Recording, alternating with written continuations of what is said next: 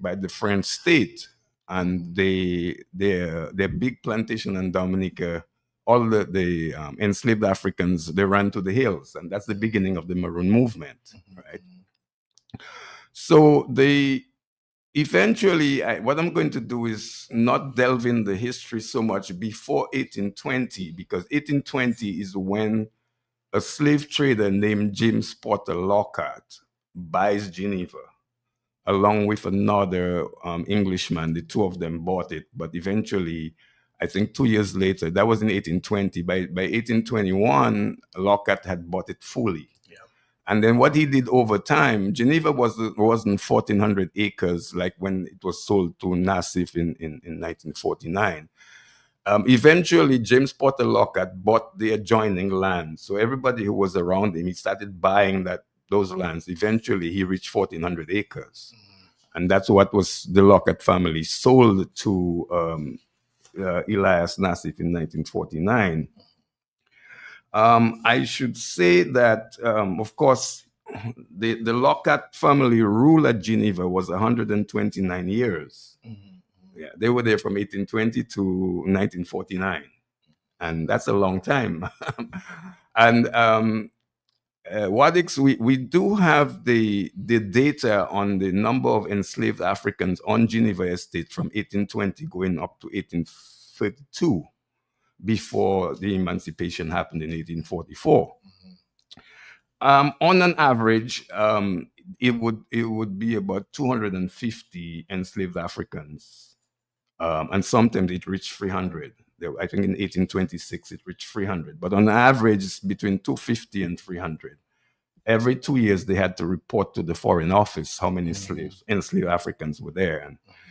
And I should mention about the Lockhart family two important things, because we don't have a lot of time to get into the Lockharts, but I would say to young historians, very important thing to look at, because the Grand Bay is rich with a lot of historical facts and things that need to be still studied. So from the Lockhart family, you have a famous lady called Jean Rees, who wrote the famous novel White Sargasso Sea. And she came from the Lockhart family. And I would also say to students that you need to read White Sargasso Sea, because White Sargasso Sea is the story of Geneva Estate. Wow. That whole book is about Geneva, about life on Geneva. So you need to read that. And then the second book she wrote, which is also important, of course, all her books are important, and all of them have imagery of the Grand Bay area. I mean, she wrote a book, she wrote a story called Temps Perdu. Where did she learn that? There's a place called Péditant. Yes. So she just reversed it and called it Temps Perdu, right? And she uses a lot of imagery from the Grand Bay area. And as you read White Sargasso Sea and you read her other book called Smile Please, which is her autobiography, and it's called an autobiography, an unfinished autobiography, because she was actually on her deathbed when she was writing that book, that autobiography. But just to say one thing about her, she is a phenomenal writer.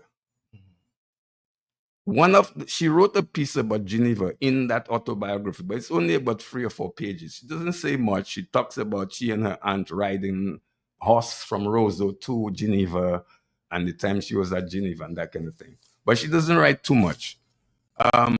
However, in stuff she wrote later, when she made a visit to Dominica in the 1930s, after she left in, I think, 1906, she writes about a number of things. And one of them is about carnival. And Wadix is the most vivid description of a carnival parade that I have read. Yeah. She's writing about looking out of the jalousie of their house on that house where this new house is built. That's where the former Venus. Correct. Right. Yes. And she says, and she says that the darkies, just to give you some idea of the imagery, the darkies who are the playing masquerade and they have darkened their skin with charcoal, they're extending their hand to them looking through the jalousies. And every detail that she gives, you can see the image, you can almost see the picture she's describing. Yeah. that is the genius of a writer of Jean Rhys, right?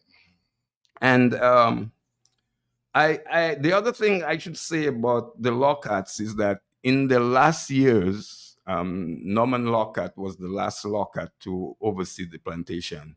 He literally let the Granby people pretty much just exist on Geneva, plant wherever they want, tender their cows wherever they want, and then they decide to sell in 1949 to Elias Nassif. And the first thing that Mr. Nassif does after he bought the estate in December of 1949 was to serve notice to all the tenants on Geneva to leave his land, move from his land.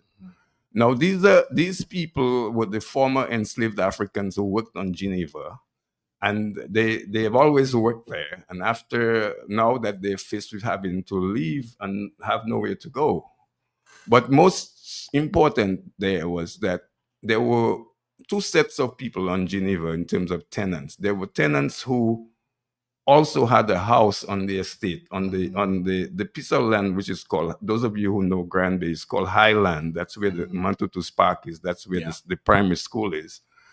And those people had to leave, and those who couldn't leave, their homes were broken down by people working for the Nazis and put by the side of the road. And so there were people who were homeless and landless. And then the people who were just farmers on Geneva now no longer can farm on Geneva. Wow. And in response, the colonial government decided that to address this serious problem, they came up with a proposal which was very much promoted by the Dominica Trade Union led by Emmanuel Black, E.C. Black.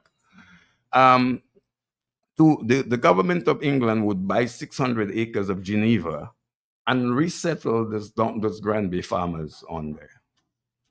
But there was some resentment by authorities in England about spending that kind of money, because they said, okay, if we buy that estate, we buy 600 acres, then the tenants on other estates are going to come after us. So, we don't want to open a Pandora's box. So they went back to Mr. Nassif and coaxed him into accepting the tenants back.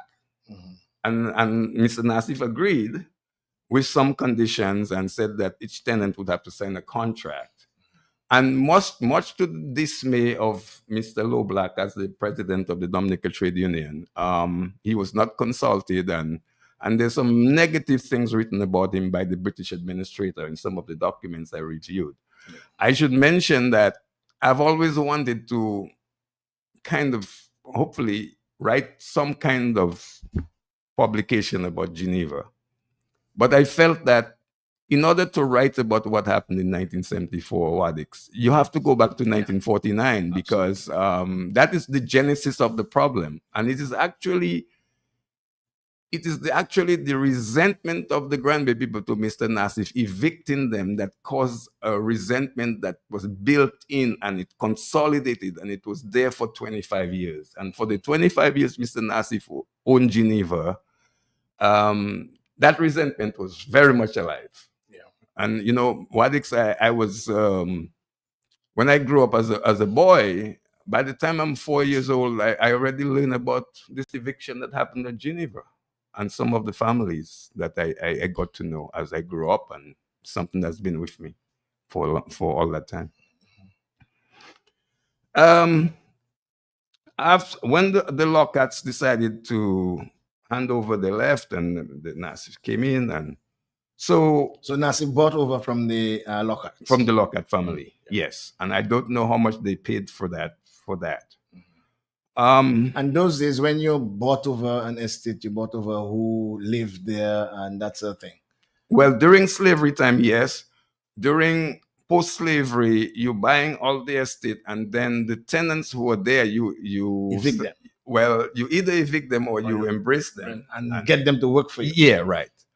One of the things that the tenants were, when the government of the colonial government wanted to buy the 600 acres, they drew up a contract that the tenants would have to sign. And one of the things that they wanted to limit the tenants was, if there were long-term crops on there, they could not have the proceeds of this long-term crop. Wow. So if there were breadfruits on there, you can't pick the breadfruits. You can, and the tenants they resisted that. They said no, that they're not signing this, and they were opposed to some of the things in the contract.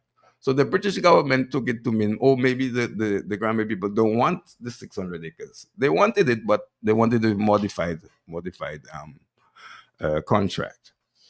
So, of course, Mr. Low Black was really upset what had happened. And I should mention the genius of E.C. Low Black because he represented the tenants' interests not only in Dominica but also in the UK. The Trade Union Congress of the UK supported the Granby tenants. The trade union, the British Fabian Socialist Society, of which Phyllis Shand Alfrey came from, they supported the Granby farmers. And if you see all the correspondence, so I spent some time in the archives in July, and I'm just amazed at the documents that exist because we don't have these documents here on island, right? And it is my intention as I distill all of the things that I was able to scan, because fortunately for me, the technology today makes it easier for doing research. Before I went into the archives, I found out that I could come in with a scanner. Okay. So I loaded my two phones with scan apps, and I went into the archive and I scanned everything that's in the files. Maybe there were like 5 or 6 files, and in fact, the first file I scanned was like 50 pages. Wow. Yeah, and I scanned a lot, and I'm still processing what I scanned. But they're important documents. So, like for example, the official gazette that announced the acquisition of the 600 acres in 1950. That is well documented in an official gazette. I don't have the exact number of that gazette here, but the Gazette of 1950, it's in 1950. And then when the British government decided they would not buy the 600 acres again, there was an official gazette announcement to that effect. Yeah. Yeah. Let me see what. So we maybe that now the stage is set now to get into 74. Yeah. Because 74 is a very interesting year for in Dominica, simply because um, we are 7 years after statehood was achieved in 1967. We now talk of independence is beginning to percolate, especially from the progressives. At the time, I belonged to the Movement for New Dominica, and the MND, and the Movement for New Dominica, as from its inception, like around 1968, was already promoting the idea of land reform. That there are some people who have way too much land and others who are landless. So there needed to be a land reform. And as we began to see the decline of the estates, then we're calling for these estates to be redistributed. And so that idea of estates being dismantled was planted by the Movement for New Dominica. And then the next thing that happened in that realm was in 1972, the workers on the Casabras estate decided that they didn't like the decision of the estate to send workers home and close it down and prune it down. And at the time, Brother Afi Martin was the manager, and he basically told the management he could not implement having to close down the estate and so on. And eventually, the former tenants on that estate, they decided to form a cooperative. And so everybody was kind of afraid that model could spread across the island, and the landowners were pretty scared. And in Granby, it was broached that Geneva had to be in the fray, that Geneva, 1,400 acres and the rest of the people in Granby landless, needed to be addressed. And the third thing, as far as the backdrop to 1974, was the emergence of the Dread movement, which preceded before 74. I would say from about The Dread or the Black Power movement? The Black Power movement starts around 67, See it, 68, yeah. right? The Dread movement starts around 71, and you Mm-hmm. begin to see dreads in Dominica, especially those who went to school in Jamaica coming back, and then they with locks, and then that whole thing, mushrooms, and the next thing that happens is that they come face to face with the police, Yeah. who eventually push them out of Roseau, and they find comfort in Granby and embracing Granby. So Granby became a haven for the dreads of Roseau before 1974, and so. Um, when the Geneva uprising happened, there were a lot of Rosa Rastas in present in Granby and so on. So I should mention that as the backdrop. So we get to Carnival in 1974. That is really where the revolution starts, or the Granby uprising starts. The Rosa police claimed that they had received a letter from the local chapter of the JCs in Granby saying that from the intelligence information they've picked up, Carnival is going to be bad in Granby. There will be sensei and people who were unruly and all of that. And so they sent a squad of policemen from Roseau. I think they sent about 12 policemen. And police and sensei clashed at Granby. I actually witnessed that. And you know, Wadix, I don't want to laugh here, but I'll tell you, I have never seen anything like that where the police are trying to stop the sensei ban, and Granby people they love their sensei. You're not going to stop the. That's a bad decision to make. To come to Granby on Carnival Monday and attempt to stop sensei while you're looking for trouble, and trouble they got. Police endured rocks and bottles, and they had to run away and in their vehicles and the carnival was stormy. They tried to come back on Tuesday, but they realized that this thing would lead to bloodshed, so they retreated the police. By Ash Wednesday, that's when things begin to think. UNICEF, the figure that is becomes the hero of the revolution, lived in St. Thomas. He had migrated around 1960, 67, 68. And for some unknown reason, he returned to Dominica around that time, and and the rest is history. He kind of leads the revolution, but he's not really giving instructions to anybody. There's the one. I want people to think of an event where the entire village is engaged. The entire Granby people, the young people, that is not the older people, they get engaged. And at that time, Granby had a lot of young people. I was teaching at the Granby School, and at that time, the Granby School has a enrollment of about 800.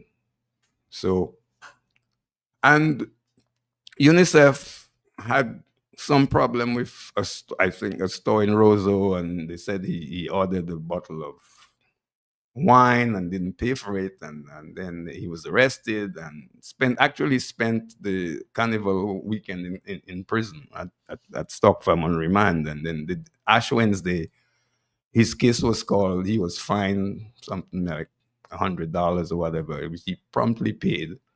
And once he left Rosa, he went to Granby and started the revolution.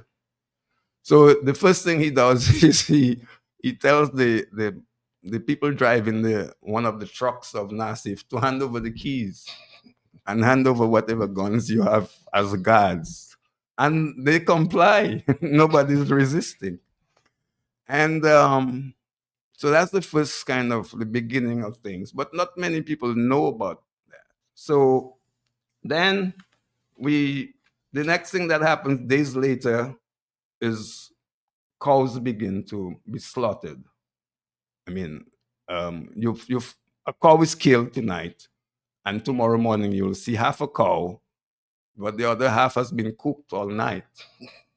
And you see, every revolution is a celebration of the demise of the old guard.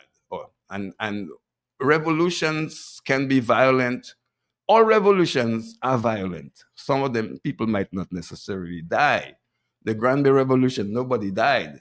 but property was destroyed. And when you make a statement by destroying property, you're telling that whoever owned it, I'm after you. So they started slaughtering animals on Geneva Estate. The next thing that happened was they started cutting coconut trees. And Wadix, I remember teaching like 9-year-old boys, and I saw them cutting coconut trees. And I'm saying, I'm afraid to cut a coconut tree, but these kids don't care. They all have hatchets cutting. And as I read, I went back and read the Commission of Inquiry report, because a Commission of Inquiry was established when the state of emergency was declared by the governor, who was Mr. Kouzlatig. Louis Kouzlatig was the governor at the time. And I should also mention that the premier at the time was Mr. Edward Oliver Leblanc. And he was at that stage of leaving power. He's already said he's resigning, and that the party picked Patrick John. So we are at that point. Mr. LeBlanc is leaving, Mr. Patrick John is coming in, and this problem is huge. But interestingly, the Labour Party government at the time decides that they will purchase that estate. Mr. Nassif had no sense that that was in the making, and he had no sense. He thought he would return to Granby. And one of the things he did, which was kind of mind-boggling, and many people don't know that, is Wadix, he sends a check to the head of the defense force for $1,000, thanking them for protecting his estate for him, and $500 to the chief of police, thanking the police for protecting his estate. At that point, I believe that when he's writing these letters, he's thinking he's going back to Geneva. But it was a foregone conclusion. There's no way he can come back, because they already destroyed the plantation house. Once you destroy the plantation house, that is the institutional symbol of the plantocracy. And when that is gone, so the Labour Party did decide to buy, and unfortunately, they did not live to see the actual land reform, because, as you know, the government fell within months in 78. Well, yes, in 78, yeah. Yeah. We got that is the Patrick John regime. Yeah, Patrick John's government, right? So and then they lost the election in 80. So it was left now to Miss Charles's government to do the land reform and give titles to the Granby people. Yeah, but then just before that, UNICEF came out from jail. Yes. And then when he came out from jail, he decided to instill into the people of Granby that they should start back fighting. I think we missed out a little from that area. Yes, he did. He did go to jail for having a weapon, and then he served some time, and then he came out. And I'm actually now studying the time when he was in jail, because a lot of things happened during that time in the jail, right? Mm-hmm. You had a lot of Rastas in jail at that time. It's the time when you were being picked up for wearing dreadlocks. There's the Dread Act, which was passed that same year. And so all of these people meet in jail, and there's a whole set of interesting interactions that happened in jail. Mm-hmm. You know, Desmond Trotter was there at the time because of the murder that happened in that same carnival. Yeah, in that American citizen who was killed. I think his name was John Jirasek. And so there's a lot going on at that time. And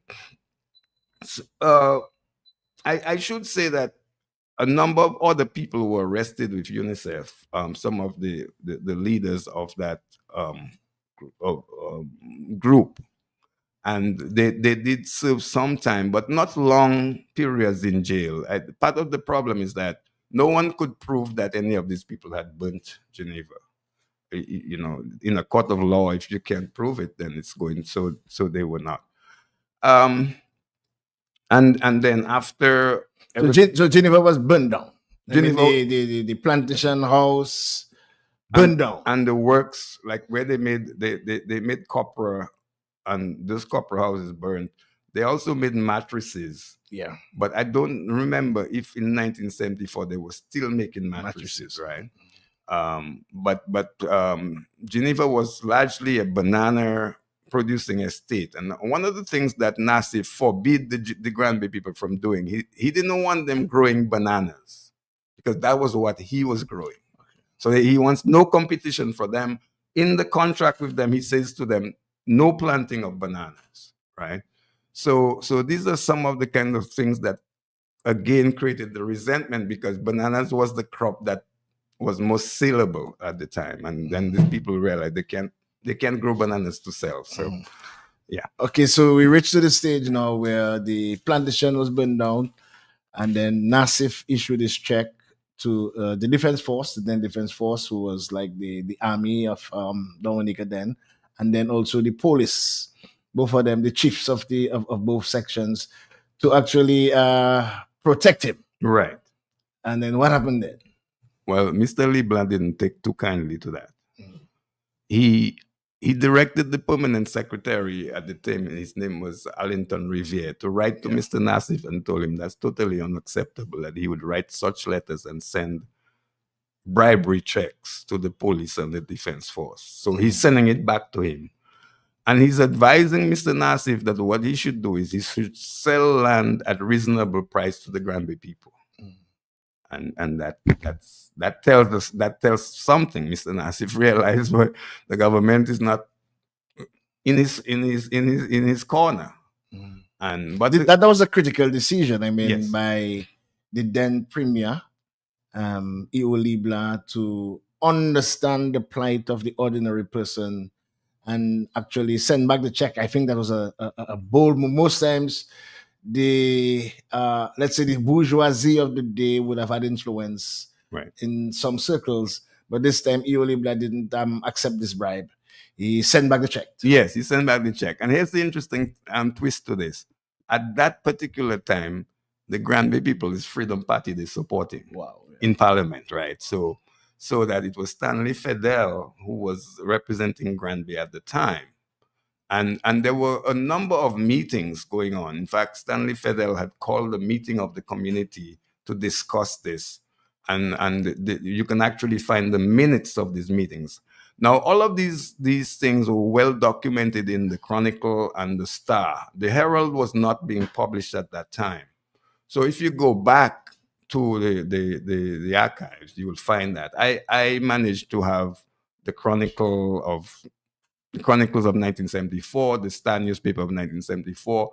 I had something from Tuavai, which was the newspaper of the Movement for New Dominica. I lost that during the last Hurricane Maria, because I'm an avid collector of papers, so I had all of this Tuavai, and the Herald. But you can get the Star and the Chronicle. Well, the Star you can get online. The Chronicle, I'm not sure you can get it that easily, but that's in the archives at the Bishop's house. And yeah. So how eventually that land distribution was eventually settled? Right. So when Miss Charles's government came, they inherited the Geneva problem, and now they have to solve it. So they invited the OS to assist them with the land reform. And there was a Jamaican man, Paul Brown, who actually worked for. But even just before the 1980, when Freedom Party came in, there was Granby again was also very instrumental with Patrick John to attain independence. Yes. Well, let me backtrack a little bit before that, because what happened immediately after Geneva happened in 74. By then, the Granby, what I call the Granby attentive public, these are the people who pay attention to political things at the highest level. We decided as young people that we should do something for Geneva, but it's a complicated problem. So a few of us got together and we formed an organization called L'Echelle.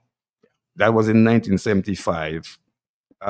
Actually, I would say the two visionaries for L'Echelle was the sister who passed away, Noreen John, and myself. We sat down one evening and kind of came up with this idea of a group.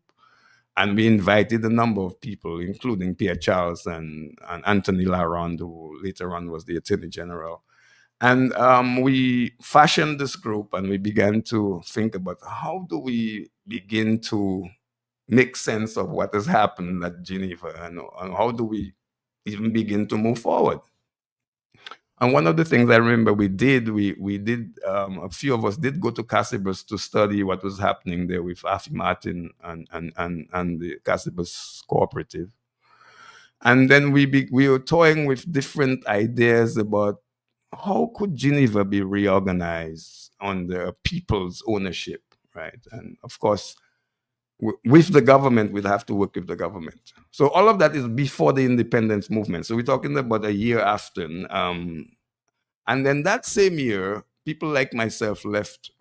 When the fall came, when September came, by then I've gotten into university and I've left.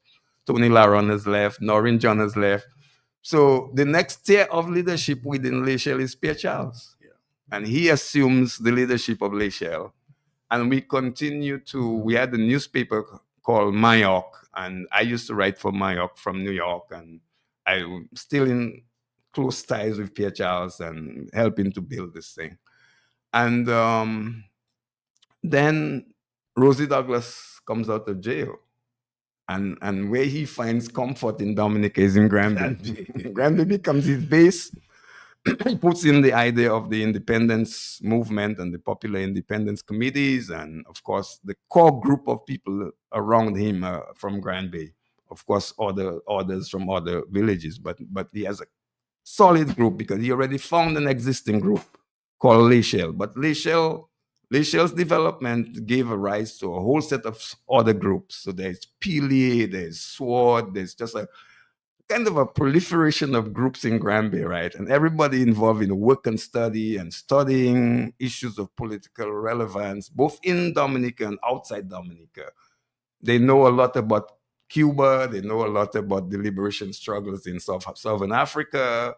So it was a tremendous learning kind of a movement, political But movement. there was that revolution in terms of uh, ideas. I mean, people were yearning. We didn't have the internet then, Right. but people were yearning. The grandma was very important. That's the newspaper from Cuba. So people were yearning, and a socialist sort of revolutionary period was kind of moving over Dominica. Definitely.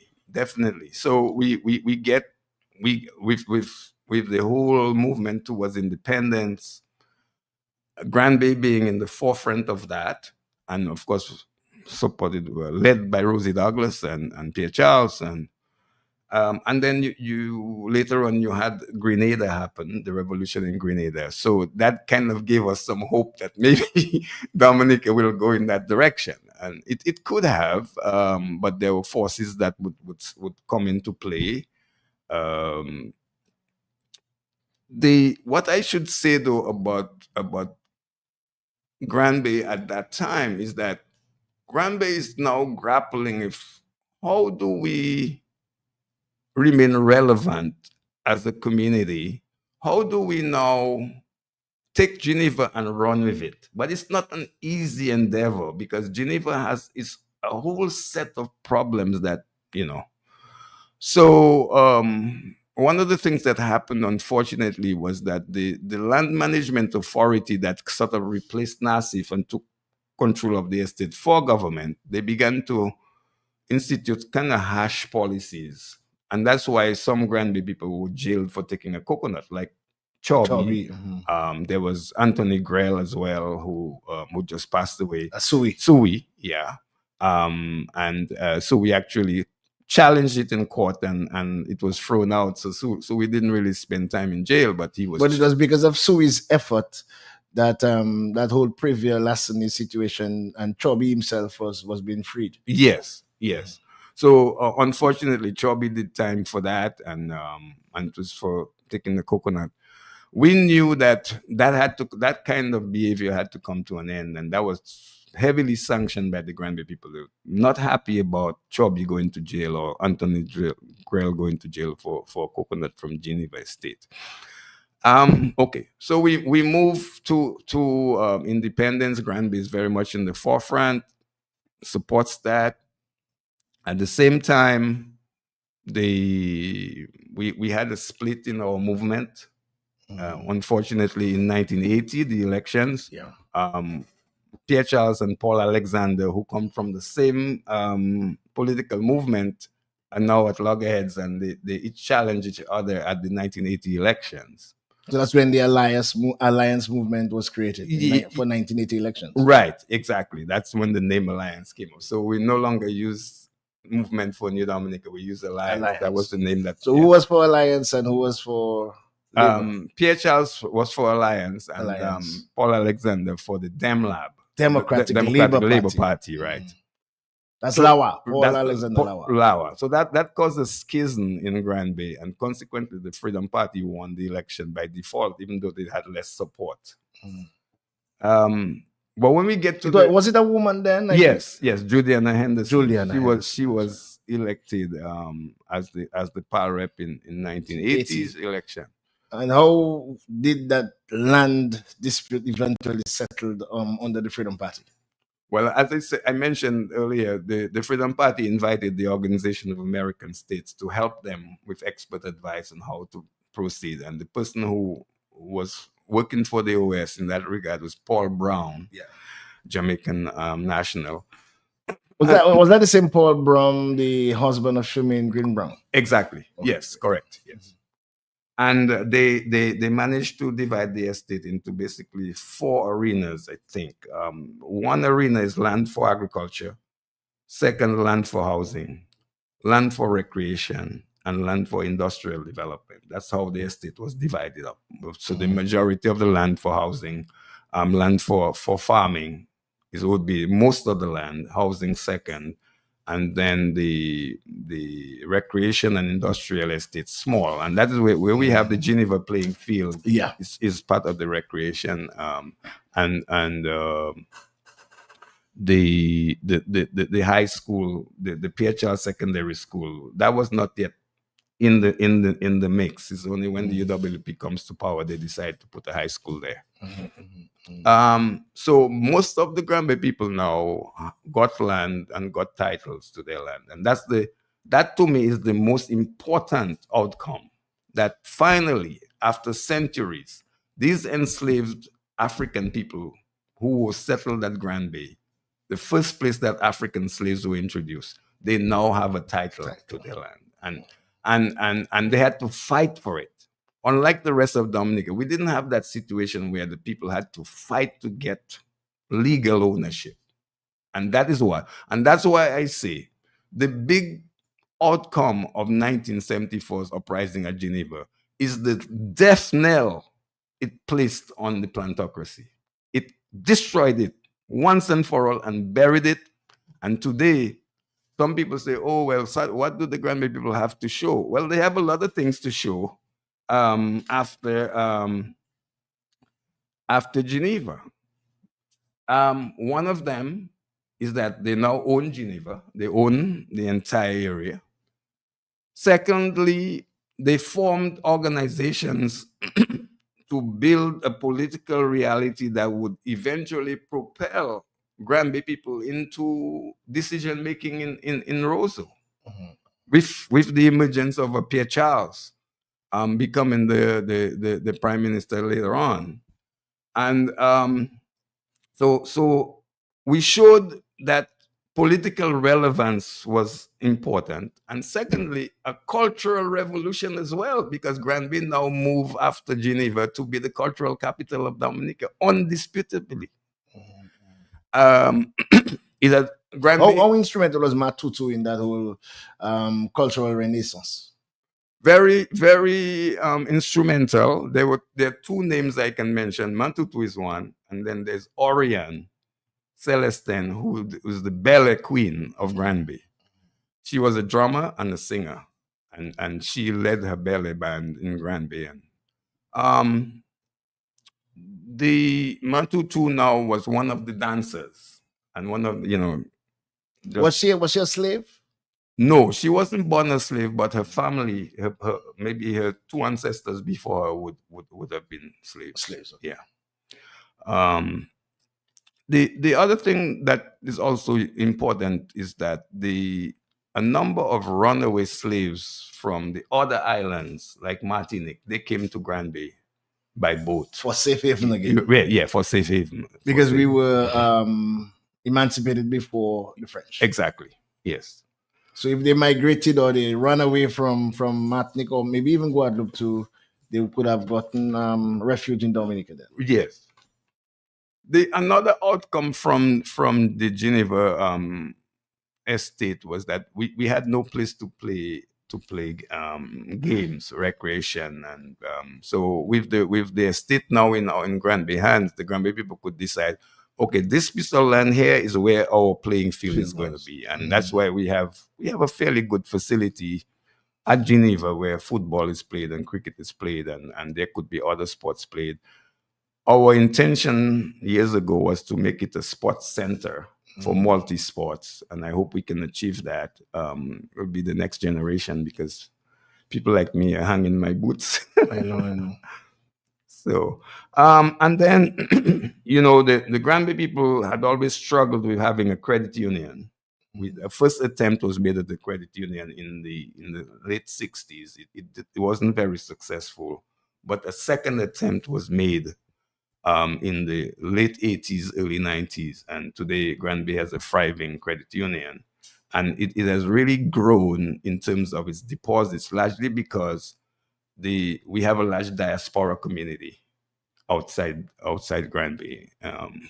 And these expanded diaspora communities have helped Granby quite a bit. I mean, we have a large community in Guadeloupe, large community in the Virgin Islands, particularly St. Thomas, some a large community in England, a few in the U.S. Not as big, but we are scattered in different states. But there is a Grand Bay diaspora community, and then so that Grand Bay has had two diaspora reunions, and Mhm. I'm hoping that we'll have another one. When you look back at the lessons that was learned from the whole Geneva experience and put it into context with today's Granby, what you see? Well, the one thing that is I have a challenge with is we've not made the best use of the Geneva lands. Agriculture is actually declining in Granby. One of the reasons for that is that we've had a high outward migration after Geneva, and Geneva, the Nassif family employed maybe 100 plus people, and a lot of these people now had to become self-employed, and some of them migrated, and so Geneva has not been productive. And like the rest of Dominica, the agriculture has declined, and so one of the realities in Granby is that you now have a lot of people who got land in the 80s for the land reform, but they're now deceased Oh, and their children migrated. So you have all of this land that's lying fallow and not being used. So I think one of the things that the government has to look at is how do we make that land that's Geneva lands formerly, which is now in private hands, how do we get it back into production? How do we get farmers to access this land? And so there have been ideas about having a land bank where people who have land can pledge their land to the bank and say, I will lease my land to young farmers, that kind of thing. I think we have to revisit how that land is currently owned, not in terms of changing the ownership, but how do we make those lands available to young prospective farmers who would like to grow crops or raise cattle. There's a lot of land there. absolutely. And then when we look at today's Granby, and you reflect, in as much you were part of, let's say you were alive when you saw a militant Granby, you saw the revolution, you experienced the revolution. Granby was also known as being in the forefront of their rights in terms of fighting for their rights, what belongs to them.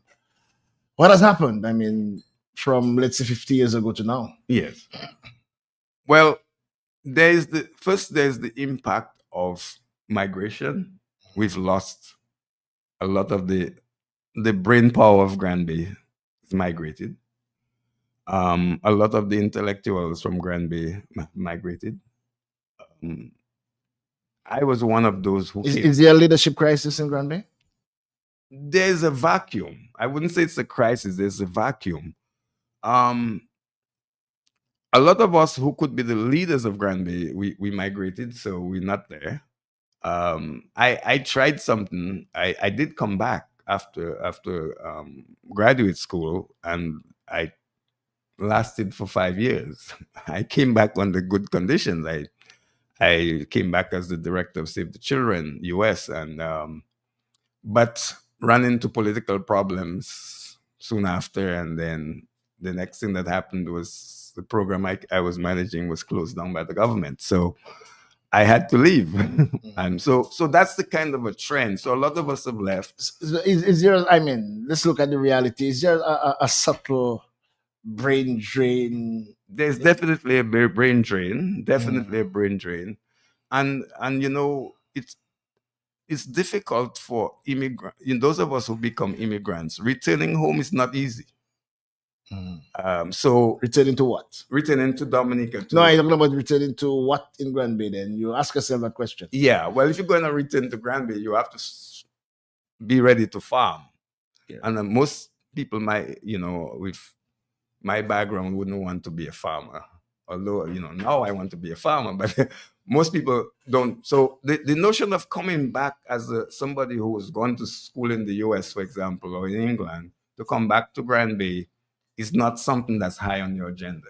Mhm. For me, as somebody, because I grew up in the Black Power movement, we had this notion that we're going to go to the US or wherever to school, but to come back. That was always the orientation that we had in the movement for New Dominica. And Did you ever vision someone who was not born in Granby at the political highest level in Granby? Did you ever envision that? never foresaw that. And I was very unhappy when that happened. In a sense, an imposition of a political leader on Granby people, and the Granby people accepted that, and I don't know why they did, but to me that's totally unacceptable. We are in a situation, the first time since the legislature was established um, here. Um, After Crown Colony government, and then we now find that Granby is no longer, there's no Granby person in the parliament. That's a setback for us as a people. I don't know how Granby people process that, but for me, for any right thinking leader to impose somebody from outside on the Granby people in particular, and they shouldn't do that to anybody. To me, is like total disrespect. We have a situation now where we have a representative who has Granby family connection, but really doesn't know the Granby people.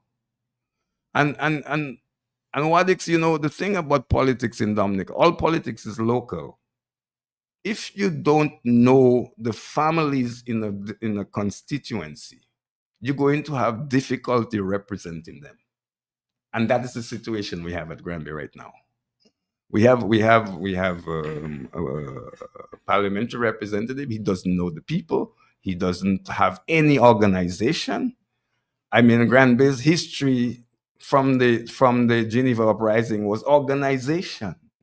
Everybody wants to be in an organization. Right now, Granby has no organizations, not even a political organization outside of the Labour But Party. then, I mean, people looking outside of Granby would ask you. I mean, he unanimously won. Granby people voted for him, even if he has extended family, but he's not from Granby, and like you say, he doesn't know the people. But he won, I mean, unanimously. Oh yeah, he'll always win. Anybody that the Labour Party puts up in Granby will win. Why? Because the the Granby people, they see Pierre Charles when they think of politics in terms of who has given them the kind of orientation that they can hold on to. And so they see the Labour Party as sort of a continuation of the Pierre Charles order, if you will, right? And so they will always vote for the Labour Party. Now we had that same situation back in the 70s when we were voting for the Freedom Party. The Freedom Party they won Granby for two two terms before Pierre Charles won them. And the other thing about Pierre Charles is he's created a political machine. You know, the Labour Party today has the imprint of Pierre Charles, and maybe even more so than Rosie Douglas, because he was the one who was more physically present, and he was building all of the cells of the Labour Party across the country. So the Granby people, once they left Freedom and they voted Labour, they've not gone back. Okay, a final question as we wind down because we have to Yeah. make a stop for the news. When you look back at the 50 years, we're looking at the 50th anniversary of the Geneva uprising. As Granby, Yes. as a community, as a constituency, has gotten their fair share of what the entitlement or what they are entitled to based on their importance in Dominica's history. Do you feel that enough has been done for Granby, has been given to Granby, Granby has been recognized, the development aspect of Granby has been, top notch, adequate has been done for the people of Granby because of the how important what they have done for history of Dominica? Yeah. Well, what I'd like to see, and I've not seen yet, is a full development plan for Granby. I don't even know if one exists. In terms of looking at all of the variables of what I would call a comprehensive development plan for that place. One of the things that is lacking badly is that there's no economic reality. Granby lacks an economic engine, and that I've not seen on over the last 25 years under this government, which has supported Granby has supported a lot. Um, I think that there are possibilities for a different kind of agriculture in the Granby district. And I think of the whole Granby district, not just Lale, which is where the revolution happened. I would like to see the entire southern district that includes Petit Savan and Fonsejean, Bagatelle, Martin Montin, Tetmon. Tetmon, all in a plan for economic and cultural renaissance. That's what I'd like to see going forward. And we're at the point where we are 5 years from 2030. I'd like to see something serious happen over that 5 years that could put us on the trajectory to have a enlightened development process in that part of the country. Absolutely. I would have loved to touch on how important is people like Chobi and Michael Very, Henderson, very important. These are our icons. These are our icons. Trady Bell, and Yeah, precisely. So we've produced all of it. We've contributed to the music industry. We continue to produce new artists like an Asa Bantan, and there are others who will emerge. Granby has played a major role in the cultural realm in terms of music, in terms of dance, in terms of storytelling, and all of those things. And then and I was just going the to say Creole language, more importantly, the Creole language. language. That is, Granby remains one of the centers of the Creole language.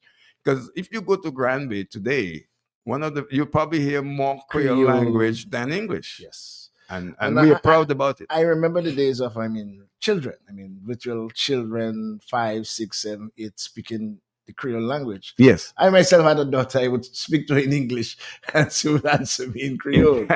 What is here? So I understand how Granby has been that fortress, that treasury of our cultural renaissance, that whole Creole language understanding how important it is, and has preserved it Right. all those years, the sensei costume, carnival in its original form. Yeah. This is so important. But time Yeah. has is not And our is not our and let me just say before we close, two names that are very important: Marcel Fontaine yes, Jamala. and Felix Felix Henderson. Anderson, both my friends, and Yes. I worked with both. As a matter of Felix, one of my mentors, and that's why I still pursue in the Creole language because this we had several conversations about Creole at the school and at the highest level, and that's why I'm still battling his dream of seeing Creole a reality, especially in the school curriculum.